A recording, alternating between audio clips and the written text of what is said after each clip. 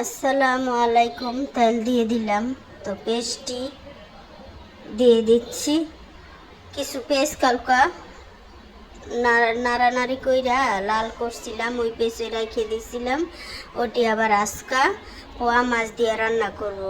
মরিচ হলুদ দিয়ে দিছি, একটু পানি দিয়ে দিছি। পানিটা দিয়ে দিলে কি দাগটা হয় না, আর পানি না দিলে দাগ হয়। তো নেড়ে সেড়ে মাছটি দিয়ে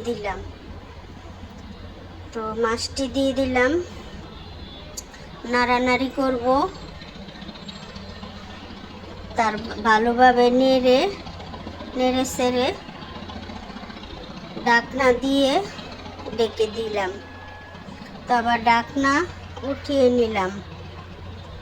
তো ভালোভাবে নেড়ে দিব, পানি দিয়ে দিলাম। তো টমেটোও দিয়ে দিচ্ছি। পোয়া মাছ দা টমেটো দা রান্না করব।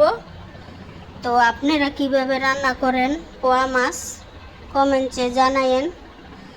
তো মনে করেন আমার পোয়া মাছ রান্না হয়ে গেছে, ধনিয়া পাতা দিয়ে দিচ্ছি। তো রান্না মোটামুটি হয়ে গেছে।